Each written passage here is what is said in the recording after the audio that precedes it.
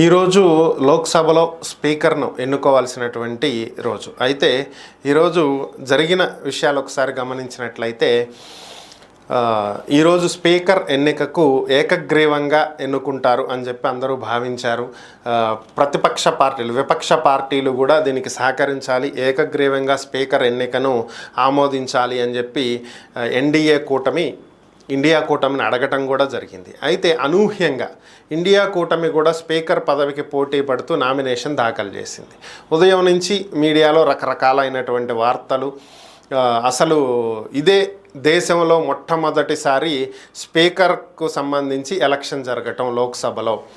ఎందుకు ఈ పరిస్థితి వచ్చింది అంటే రాహుల్ గాంధీ చెప్తున్నటువంటి వివరణ ప్రకారం చూస్తే, కాంగ్రెస్ తరపున ఇండియా కూటమి తరపున వస్తున్నటువంటి వివరణ కనుక ఒకసారి పరిశీలించినట్లయితే, రాజ్నాథ్ సింగ్ రాహుల్ గాంధీకి ఫోన్ చేసి, ఇదిగో మేము స్పీకర్ ఎన్నికకు పలానా వ్యక్తిని అనుకుంటున్నాము, స్పీకర్ ఎన్నిక ఏకగ్రీవం అయ్యేలాగా ఇండియా కూటమి సహకరించాలి అని చెప్పి కోరటం జరిగిందని. అయితే స్పీకర్ ఎన్నికకు మేము సహకరిస్తాం, అయితే డిప్యూటీ స్పీకర్ పదవి మాత్రం విపక్షాలకు కేటాయించాల్సిందే అని చెప్పి ఆయన కోరటం. దీనికి సంబంధించి నేను పార్టీ మిగిలినటువంటి వారితో మాట్లాడి మీకు మరలా తిరిగి ఫోన్ చేస్తానని రాజ్నాథ్ సింగ్ గారు చెప్పటం. సో ఇప్పటి వరకు ఆయన ఫోన్ రానటువంటి నేపథ్యంలో మేము సహకరిస్తాము అని చెప్పినా కూడా వాళ్ళు డిప్యూటీ స్పీకర్ విషయంలో ఒక క్లారిటీ ఇవ్వనటువంటి నేపథ్యంలో మేము స్పీకర్కి పోటీ నించోబెడుతున్నాము అని చెప్పి ఆయన చెప్పినటువంటి పరిస్థితి. ఎంపీ సురేష్ దీనికి పోటీ పడుతూ నామినేషన్ దాఖలు చేయటం. అయితే ఇదే మొదటిసారి లోక్సభలో స్పీకర్ ఎన్నికకు అంటే కాదు. ఉదయం నుంచి రకరకాలుగా మీడియాలో కథనాలు వస్తున్నాయి. దేశ చరిత్రలో మొట్టమొదటిసారి, గత 72 ఏళ్లలో లోక్సభలో మొట్టమొదటిసారి స్పీకర్ ఎన్నిక అని. కానీ వాస్తవానికి ఇది మూడోసారి. 1952లో ఒకసారి స్పీకర్ ఎన్నికకు పోటీ జరిగింది.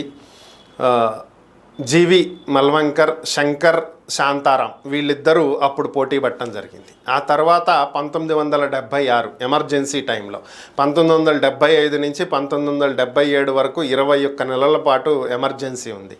ఆ మధ్యలో జరగాల్సినటువంటి ఎన్నికలు 76లో జరగాల్సినటువంటి ఎన్నికలను కూడా జరగనివ్వకుండా రద్దు చేసి ఎమర్జెన్సీని కంటిన్యూ చేశారు అప్పట్లో. సో ఆ పరిస్థితుల్లో కూడా స్పీకర్ ఎన్నికకు పోటీ జరిగింది.